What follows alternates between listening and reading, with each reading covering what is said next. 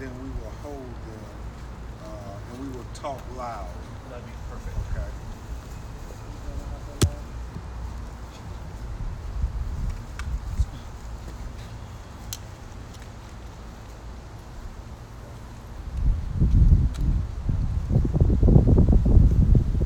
So whenever you all are ready and get focused, let's start.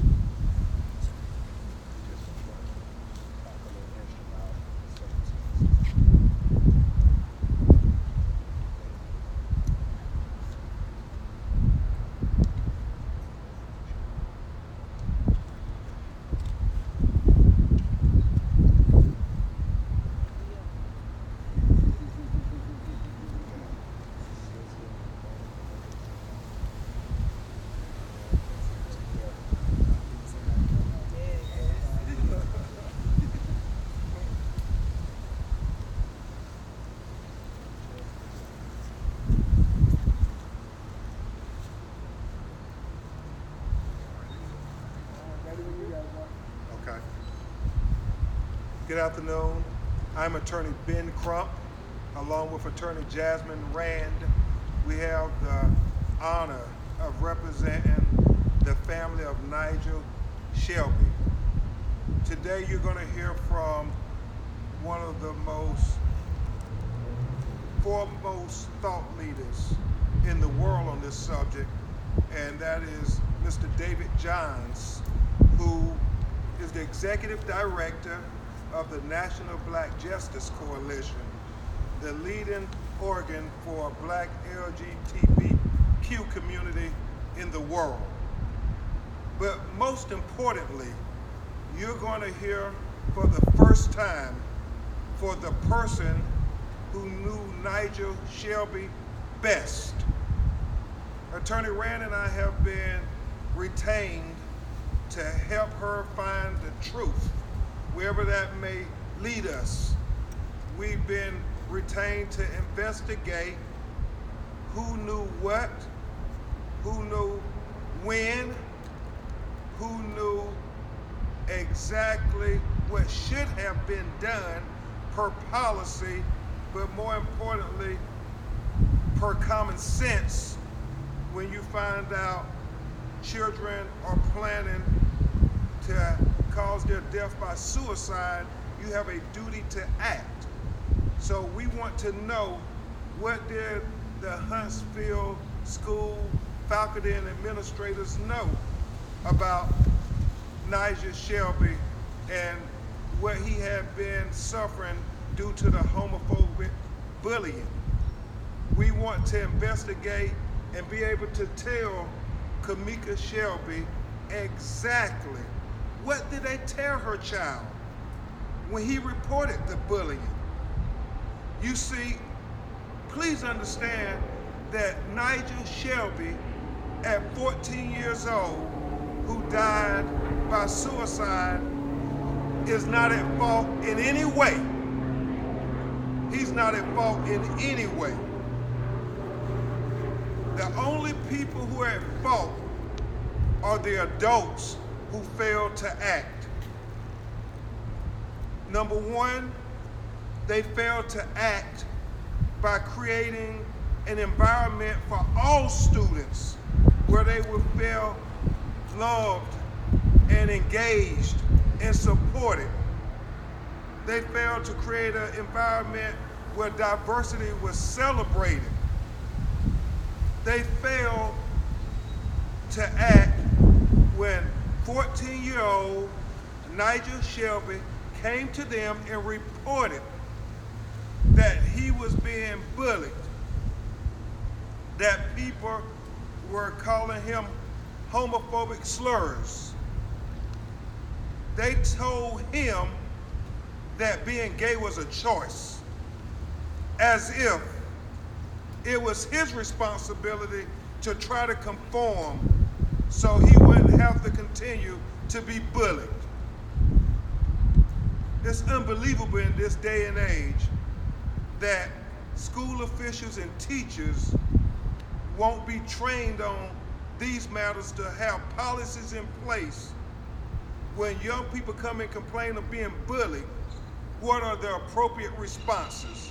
And I know in my heart of hearts, nobody would agree that that is the appropriate response to a child who is complaining about bullying, telling him that there's something wrong with him. Not appropriate. Not in America, not anywhere in this world. And the way they fail Nigel and all of us in the worst way is the fact that he died as a result of suicide, and that people knew about the suicide note, and they failed not only to notify his mother, but they failed to prevent it. You see, within hours of his death by suicide, a teacher notified his mother where to find the suicide note. And it's just heartbreaking when you think about what he told his mother in this note. And just like the death of Trayvon Martin helped awaken the world to the racism that a young black boy had to encounter as he simply tried to walk home, we endeavor to use this tragedy of 14-year-old Nigel Shelby, death by suicide, to awaken America and the world to the overlapping oppression of being a young black child and being gay. There are moral people who we know will join us in raising their voices to say that all our children matter and that we are our brother's keeper. And we say, my brother's keeper, that means Nigel too. Now you will hear from Mr. David Johns, who along with Attorney Jasmine Rand and myself are championing the cause for a greater conversation and the truth as to why a 14-year-old child died by suicide when there were so many warning signs to prevent such. And then you will be introduced to the person who knew Nigel Shelby best, his mother. We also have his aunt, Keita Jones, present here, and his stepfather, Rashad Ackland, also present.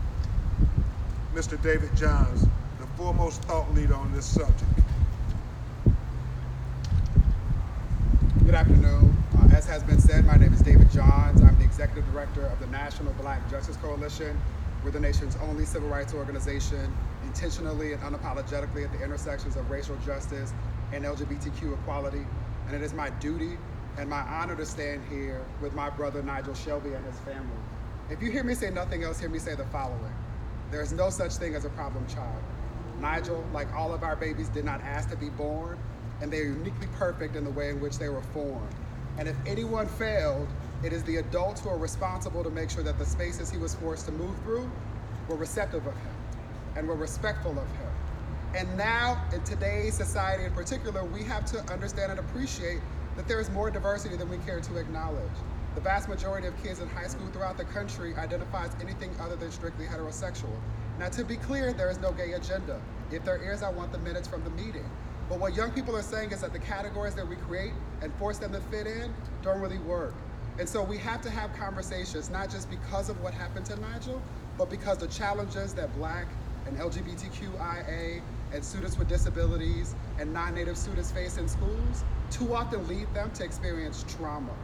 All educators and first responders, teachers, leaders, superintendents need to be equipped with the skills to ensure that classrooms are supportive, that we celebrate the difference that too often forces kids to turn to bullying.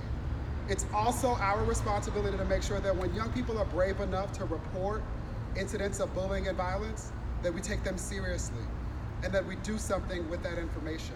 That is our responsibility as adults.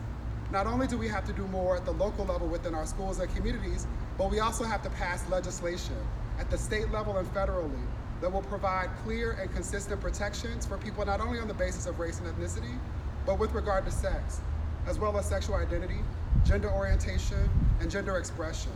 The point here is that for too many of our babies, schools are sources of trauma, and it is our responsibility to ensure that there's not another single child who was pushed out of the school or the very safe space where they need to learn, grow, and develop.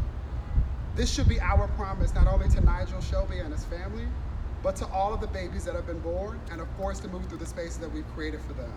The National Black Justice Coalition is committed to continuing to work not only with schools, but with elected officials to ensure that we pass policies and support practices that honor the brilliance of all of our babies and ensure again that they are safe, engaged, and supported.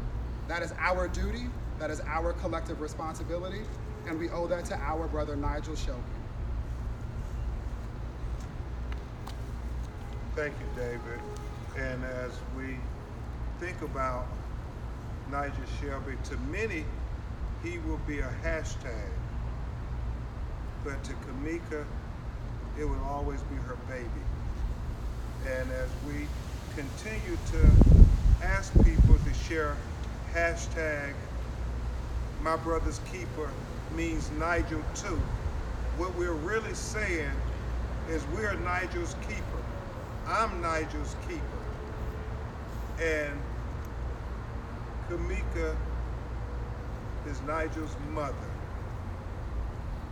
And maybe there are those at the highest level of our federal government, even in the White House, who continue to try to deny the rights of Nigel and others all across America like Nigel. We will continue to defend his right to exist just as he is, not to try to conform in any way. He was a perfect child, and his mother will tell you just how special this beautiful, beautiful young boy was, and what a gift he was to the world. So please know that she is a heartbroken mother and is going to do her best to tell you about her child, Miss Kamika Shelby.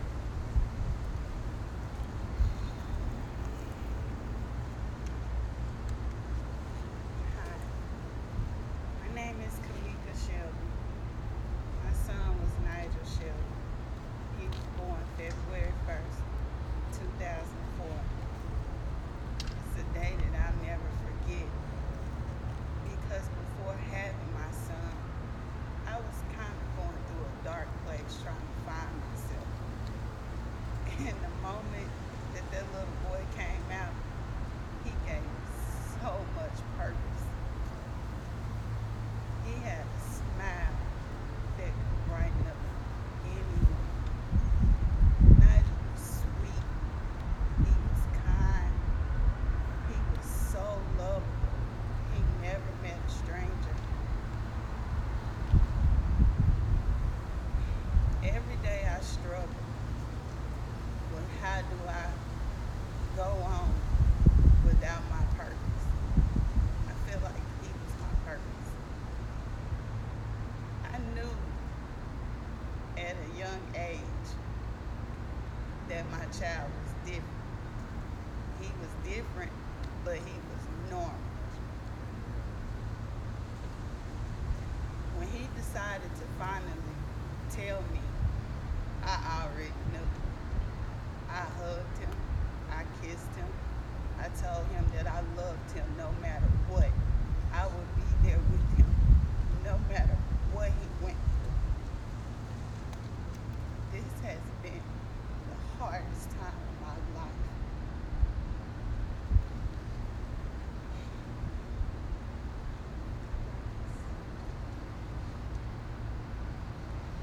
When my son left, I had so many questions that I needed to be answered, because the day before we found him, he was okay.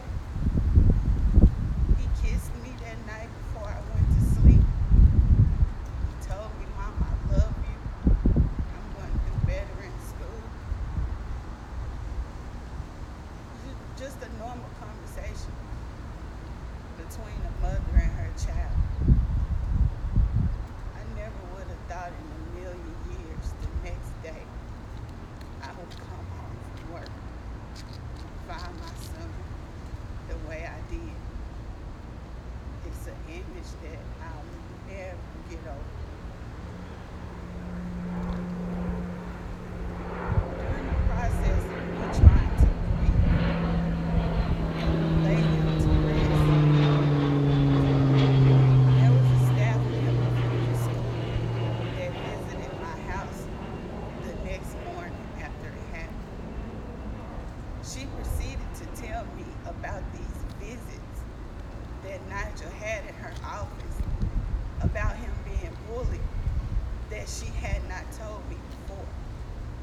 This particular staff member, I text her a couple of times on a regular basis to ask her how is Nigel doing in school, because I knew he was struggling with his identity. I knew that he was struggling with mental issues, and I wanted to make sure he was okay. She would always text me back and say he was fine. But the day after he passed away is when she decided to tell me about these visits to her office where he confided in her about being bullied. At the time that she's telling me this, I'm listening, but I'm really not processing it because my baby had just passed away hours before. So, in a quest for me to try to find more answers, I asked her, when you get back to school, could you please ask his best friend if she know the password to his cell phone? He had gave me the password to his phone a few days before, but honestly, I forgot. As parents, we forget stuff. So that was my reason for asking her to ask his best friend. The message that I received, it was basically no. No one knows the password to his phone, but there's a letter in his book bag that he wrote to you. So I immediately just started looking through everything in his backpack. Actually, me, my sister, and Rashad, we started going through his backpack. It didn't dawn on me at the time to ask her, how did she even know I found the letter? It was in his backpack. In the letter, my baby made statements like, Mama, I tried so hard to be normal.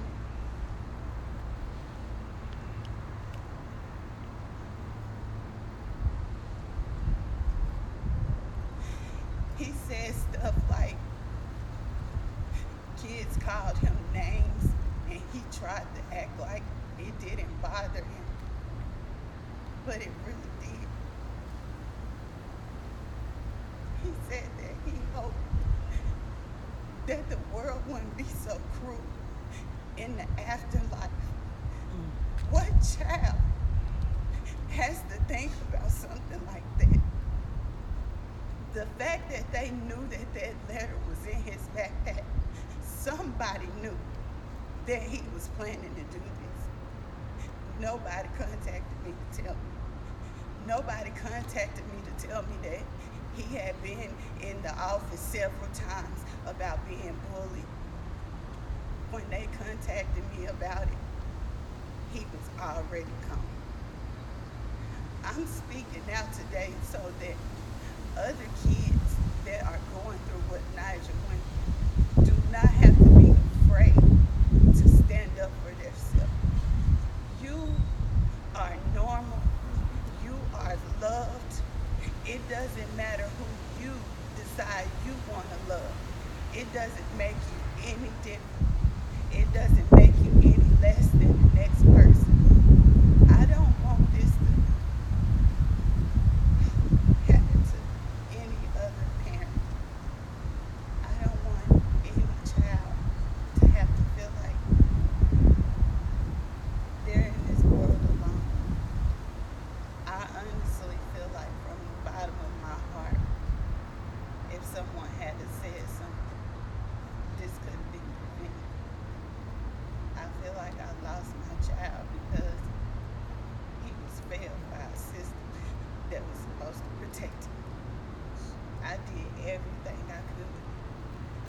make sure he was okay.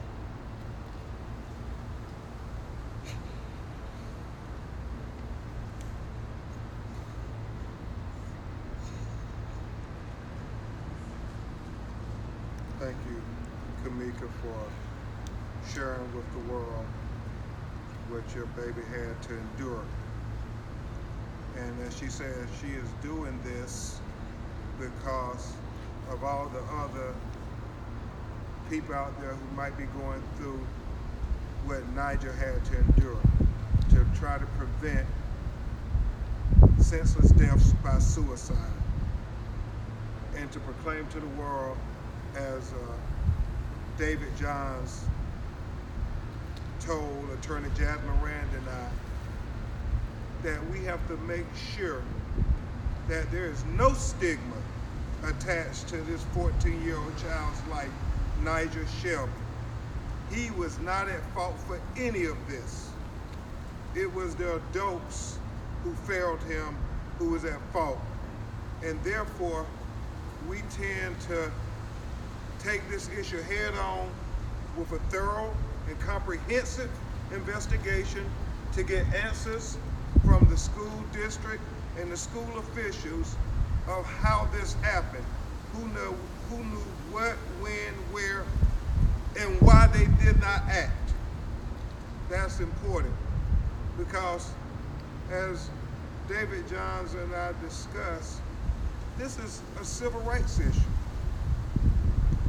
Nigel Shelby deserved to be treated equally as any other child in that school.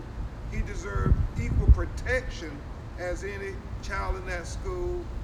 And as David so eloquently explained, that the school has a duty to provide an environment that is supportive and engaging of all our children, that we celebrate the differences of each and every one of our children. And if we don't proclaim this and scream it from the mountaintop, we will have other deaths by suicide. So it is our duty to act as the adults and hold the systems accountable for making sure they protect all our children. Mr. David Johns and I will try to answer some of your questions. If Kamika can answer a question, she will do so, but please understand, this is one of the toughest things she has to do. Attorney Jasmine Rand and I often wonder, how to even ask them to come before the media, come before the world, and talk about something as heart-wrenching as your 14-year-old child being taken in this manner from her love and her life. So with that, we will try to answer your questions. Can you tell us anything about the investigation, about how it works? Certainly. Attorney Jasmine Rand, who's an incredible civil rights lawyer, is already looking up the federal statutes and the state of Alabama statutes to make sure all the information that should be disclosed will be disclosed. Certainly, Kamika, we're going to ask her if she's up to make requests to the school board members on behalf of her child, as only a parent could make, with phone calls. We will be asking and writing, but all of those elected officials should want the truth to come out. They should want to make sure this is prevented from ever happening again in the future. And the only way they can do that is to make sure everybody's telling the truth, so we'll know what policies to engage. I know I want to have David Johns, who is not only the executive director of the National Black Justice Coalition, but got his master's in education and was in the school system, in fact worked with President Obama's administration in such capacity. I'll just supplement that and say, as a former elementary school educator, PhD student at Columbia University, that in addition to the legal strategy, we're also open to working with the teachers and leaders throughout the school district to make sure that we, one, review the existing policies that should provide for safe environments, anti-bullying training, as well as community activities to celebrate difference. We're also working with some state representatives that have been looking at legislation that will provide some of the protections that we've already described so that we can move in an actionable way. And understand this, we never said anything about a lawsuit or anything like that. It's an investigation to get to the truth. We want to work collaboratively with the school system here in Huntsville, Alabama. However, if they try to sweep this matter under the rug, try to act as if Nigel Shelby's life didn't matter, then we will hold them accountable. But the goal here is to get to the truth. When you think about that letter he wrote to his mother, it is simply heart-wrenching when he talks about he tries so hard to be normal. How many children out there are being told that there's something wrong with you? We have to do better, America. We have to do better, Huntsville. The fact that when he got called those names, he told his mother in that letter, he tried to act like it didn't matter when the other kids were calling him a faggot and other derogatory homophobic terms. He tried to act like it didn't matter. But it did matter. It mattered so much, in fact, that he tried to escape to a world where he would be loved and accepted for the perfect person that he was. And so we come here appealing to Huntsville, Alabama leadership and education that they will help be part of the solution, that they will be on the right side of history. Because we know, as David John said, our children, each of them are different in their own special ways.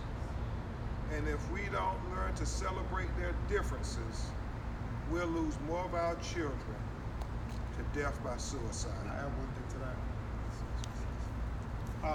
I want to just lift up again, in a world where most kids do not have the courage to report being bullied, that we are clear that Nigel said something, right? What data shows, based on annual data collected by GLSEN, is that more than 80% of kids who are or who are believed to be LGBTQ or same-gender loving are bullied and harassed in schools. But fewer than 20% of those kids report actually telling someone. Why? Because too often when they tell an adult, adults fail to act. And sometimes when they tell an adult, the adults don't act in responsible ways, and so the bullying is increased or exacerbated. And so I want to be clear that none of this is Nigel's fault. He was born perfectly, just as he is. He went to school as he was required to. And when he was bullied, he said something about it. And we should appreciate that if this happened to Nigel, it is probably happening to other kids, not only in his school, but in the state of Huntsville and around the world. And so I am begging on behalf of all of the Nigels, to all of the teachers who accept God's calling to do that work in that space, to do better, and to do more to ensure that all of our children feel safe, are engaged, and protected, so that we can have this conversation no more. I would like to say one more thing. Since this has happened, I have actually had numerous of kids to reach out to me just for comfort, saying that they were going through the same thing that Nigel went through.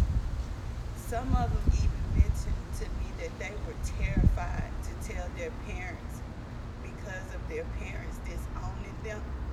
And I want to say, as a parent, because even though my baby's not here anymore, I'm still a parent. So for all you parents out there, love your kids.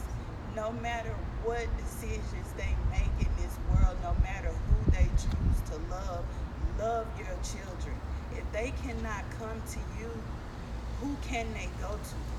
You had them, they're yours. And regardless of what choices they make in life, you are still responsible for your kids. So if there are parents out there that's afraid to love their kids because their kids may be gay, I can't say what I want to say. It's not Love them right. anyway. Love your kids. Your kids should never feel like you're disowning them because of who they choose to love. It's their personal life. It doesn't affect you. You should love your kids anyway. And I think that really is a perfect way to conclude. This is about love, and love completely and openly without ever telling somebody they have to conform to have you love them and accept them and support them and engage them. And so for here from Huntsville, Alabama, we send a message to 1600 Pennsylvania Avenue that the only way to overcome this matrix of oppression is not by trying to deny the rights of members of the LGBTQ community, but it is to try to encourage them to be whomever they want to be, love whoever they want to love, and this matrix of oppression that Nigel experienced of being a young black child and being a young child perceived to be gay and having to deal with all of the oppression that comes with that.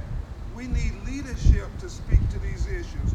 We need thought leaders like David John being welcomed into the Huntsville School District to educate people on how do we prevent our children feeling like they're not wanted and their only way out is death by suicide. There should have been other avenues for Nigel Shelby where he would be with us here today and he would be able to hug and tell his mother, I love you for accepting me just as I am. Was there one or two more questions? Yeah, so we say there's no lawsuit just yet, it's an investigation. How long is this investigation going to take place, and then what are the next steps? Certainly. The investigation attorney, Jasmine Rand, has already started to send out the request for public disclosures from the school board here in Huntsville, Alabama. What are their policies? What are their procedures?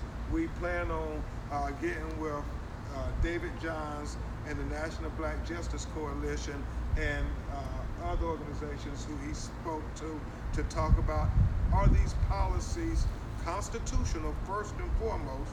Do these policies protect our children, or do these policies ostracize our children? And those policies are going to be important for us to review. And then we want to know not just the substance of the policies, we want to discover what was the substance of the facts. When Nigel went to the school and reported the bullying, we know what he was told on one occasion, that being gay is a choice. And in that answer, it infers that he has some responsibility if he wants to stop being bullied, that he has to conform, that he has to change. We thought that we had, in many ways, overcome that, but never has it been more evident with what happened here in Huntsville, Alabama, to this beautiful 14-year-old child, that he was told, well, he had a choice in this. That is not the appropriate response and on any level. As a civil rights lawyer, we talk about Americans being able to live free, have freedom of choice to love whomever they choose to love, and to be told that, well, that's your choice, as to have some negative connotation for this child who is going to the adults that's screaming out, begging for protection. And that's like them turning their backs on him. So we want to get to the answers of that, and then really, at the crux of the matter, what we want to do is get to the answer, get to the truth of how people knew about this suicide note and failed to act. How they failed to inform his mother, his family members, how they failed to prevent this. You know, in the law, we often are taught that notice is 2/3 of the law. Because once you know about it, then you have a duty to act. Somebody knew that a 14-year-old child had written a suicide note to his mother, but yet did not act. How cruel, how cruel. And the fact that, as Kamika and David and I discussed, they still haven't acted. They still haven't told Kamika Shelby everything they knew that led to her son's death by suicide. Hopefully that answered your question. We will keep you engaged, and we will share with you our notices to the school district. Attorney Jasmine ran on the press release in my office. Our contact information is on there, and we'll get you out any and everything that we have in our possession, because we also think transparency is important. If you made mistakes, then let's be honest about it. Let's be honest about it. Sir, and if there was a lawsuit filed, would it be as a result of the investigation, or I know you said earlier, if they, Well, a lot of that is going to depend on their transparency, and they're trying to give this mother, this family, the answers that they deserve, that you all would deserve if this was your child. Because she has received numerous messages via social media and otherwise saying that this is happening to me too. And they're in school districts, not just here in Alabama, but all over the United States. And these policies need to be vetted. And if the policies are unconstitutional, or if the policies are discriminatory, then we need to do something about it. We have to prevent this from happening. His death was so preventable had he been given proper guidance and given adults who cared about him and his well-being versus trying to say, well, we don't want to deal with this issue. And just to put a pin in that, we should be clear that, as with the case of Nigel Shelby, or Carl Joseph Walker Hoover, or Mackenzie Adams, other black babies who died as a result of suicide after being bullied, that this is a result of decisions that adults make. Too often it is the case that young kids like Nigel do not have counselors, school counselors that are culturally competent, that understand intersectional oppression, that they can speak to. They can find a police officer or a school resource officer that has been identified by adults in that space needing to protect it. And so we have to be clear that adults continue to make decisions that are too often in their best interests and that don't account for the needs and the expressed desires of students. And so what we hope at a minimum happens is that as a result of these conversations, as a result of us learning more about what happened to Nigel and what we all should be doing as a result of that, that we do better for all of our kids throughout the country. And hold adults accountable, especially elected officials, school board members, accountable for making decisions that put our children first. I want to make it very clear that, as I stated earlier, Nigel was having issues, but I also need to make it very clear that we were seeing psychiatrists, we were seeing therapists. It's not as if he wasn't getting help or I wasn't trying to help him, because I actually was. So I just need that to be very clear. And the fact that when he was with his mother at home, he was being cared for and he was being given appropriate responses. It was when she turned him over to the care and custody of the school where he was being bullied. How does mandated reporting affect the situation? Mandatory reporting, which again applies to first responders, educators included, means that they should always report whenever not only there's proof via a letter, whenever there's an allegation of abuse. And so one of the things that we're most interested in with regard to the conversation around legality is the extent to which that was triggered or otherwise should have been triggered. And this really is about making the conversation go more rapidly to every household, to every school board, to every school superintendent. As we said earlier, with the death of Trayvon Martin, it awakened America to the racism that existed just for a black child trying to get home. We endeavor with the death by suicide of 14-year-old Nigel Shelby, who was constantly being harassed with homophobic slurs, that it will awaken American society to say we have to deal with once and for all this matrix of oppression of being a person of color and being a member of the LGBTQ community. And we have to take it head on as a civil rights issue because we all embrace Trayvon as our brother. As his mother, Sabrina Fulton, said, he's not just my child, he's your child too. Well, today we declare that my brother's keeper means Nigel too. And we're asking people on social media to hashtag my brother's keeper means Nigel too.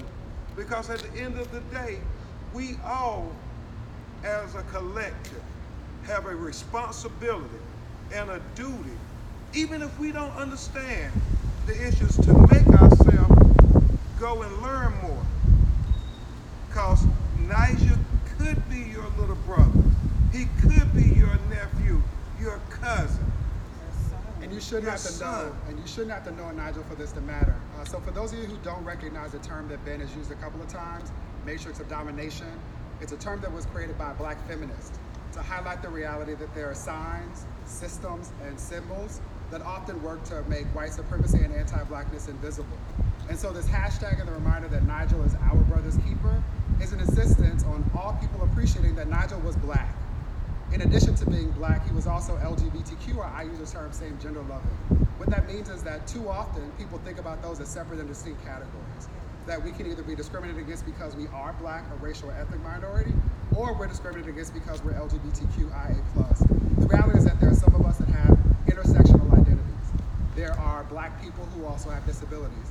There are women who are non-native. And that means that in this country, there are unique ways that our oppression shows up. And what we know is that since the current occupant of the Oval Office took on the election certificate, there's data that shows that there's more toxicity in schools, that young people are responding to the trauma that is often recycled on news every single day. And we have an obligation to have meaningful conversations and to do more work to overcome the effects of xenophobia so that we can all be better together. And so hopefully everybody will share on their social media, hashtag my brother's keeper means Nigel too. So we can start the conversation right here in Huntsville, Alabama, that hopefully will spark a change in America to say that all our children matter. All our children should be loved, all our children should be supported, and all our children should be protected. All means all. All means all. All black lives matter. All lives matter. It's about pride. It's about celebrating our differences. Civil rights is civil rights. Every